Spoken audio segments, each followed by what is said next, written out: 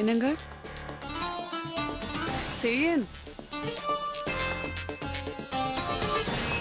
ஏன் இப்படி மூஞ்சி உம்மனை தூக்கி வச்சிட்டு இருக்கீங்க? என்ன ஆச்சு உங்களுக்கு? உங்களை தான் கேக்குறேன். என்னமோ குடிமுழுகி போயிட்ட மாதிரி உட்கார்ந்துருக்கீங்க. இதெல்லாம் தேவையில்லாத சீன். எதுக்கு இந்த டிராமாலாம்? ஏய், டிராமா கிமான மரியாதை கெட்டுருவாமா. இப்போ உங்களுக்கே எவ்வளவு கோவம் வருது? பின்ன யாடி டிராமா போடுறது? உங்க அப்பா தான் வீடு தேடி இந்த டிராமா போடுறாரு. பெருசா கால்ல விழுகிறார கால்ல. ஏய், பண்ற தப்பெல்லாம் நீங்க பண்ணிட்டு அவரை கால வேற விழ வச்சுட்டு அவர் டிராமா போடுறாருன்னு சொல்லிட்டு இருக்கீங்களா? இல்லாம பேசிட்டு இருக்காத, அப்புறம் நடக்கிறதே வேற. ஏய் சரியா? ஏய், என்னடா இதெல்லாம்? நீங்க சும்மா இருங்க. இவங்களால நான் படுற அவமானத்தை இனிமேலும் பொறுத்துக்க முடியாது. யார் அவமானப்படுத்துறது? சும்மா தெரிஞ்ச உங்களா அந்தஸ்தா ஒரு இடம் கொடுத்து வச்சா இப்படிதான் பேசுவீங்களா? இதான் பிரச்சனையே. இப்படி கூப்பிட்டு உட்கார வச்சு அவமானப்படுத்துறீல. உங்க அப்பாவும் இதையே தான் பண்ணிட்டு இருக்காரு. நல்லா திமிரு பிடிச்ச குடும்பம். மாப்பிள, என்ன இப்படி எல்லாம் பேசுறேன்? நீ கொஞ்சம் சும்மா இருக்கியா? யார் திமிரு பிடிச்சு அலையுது? நீங்க தான் திமிர அலைஞ்சிட்டு இருக்கீங்க. ஒரு பைசா சம்பாதிக்க துப்பு இல்ல, ஆனா திமிருக்கு ஒண்ணு குறைச்சலே இல்ல. நான் சம்பாதிக்க துப்பு இல்லாதவனா? ஆமா, அதான உண்மை. திமிரு பிடிச்ச கழுத.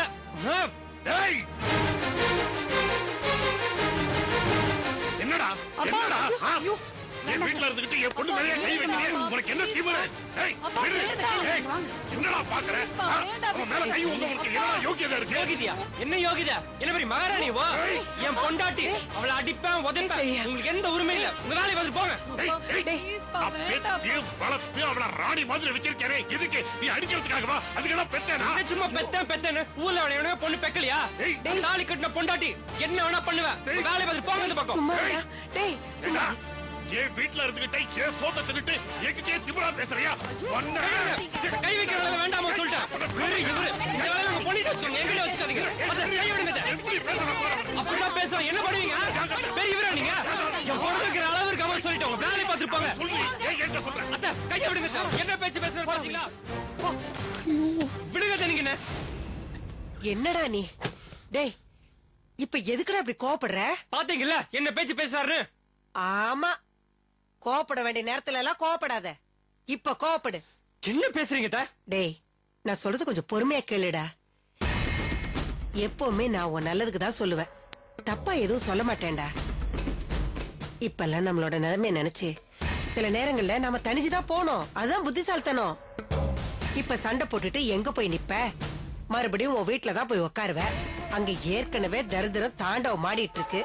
பத்தாத்துக்கு நீ போய் உக்காந்தேன்னா அவளுங்க என்ன நினைப்பாளுங்க? மறுபடியும் வந்துட்டா நினைக்க மாட்டாளுங்க? இங்க உனக்கு என்ன பிரச்சனை? வேளா வேலைக்கு நல்ல சாப்பாடு, தூக்கம், வேலை, கௌரவம், காசு, பணம், அந்தஸ்துன்னு எல்லாம் இருக்குல்ல. அவங்க அப்படித்தான் முன்ன பின்ன பேசுவாங்க. அதெல்லாம் காதுல போட்டு கூடாது. அதை விட்டுட்டு அவங்களோட நேருக்கு நேர் நின்று சண்டை போட்டுட்டு இருக்க. யாருக்கு தாண்டா ரோஷம் கோவம் இல்ல? அதை எல்லா நேரத்திலயும் எல்லார்கிட்டயும் காட்டிட்டு இருக்க கூடாது. நீ இப்ப சின்ன பையன் இல்ல, கல்யாணம் முடிச்சிருக்க. கூடிய சீக்கிரம் வாழ்க்கையில செட்டில் ஆகணும். அதுக்கு இப்பதாண்டா நல்ல சந்தர்ப்பம். அவசரப்பட்டு இதை கெடுத்துக்காத. இத பாருடா, வயசுல பெரியவ, நான் சொல்றத கேளு. நல்லா யோசனை பண்ணி பாருப்பா. அதுக்கப்புறம் உன் இஷ்டம்.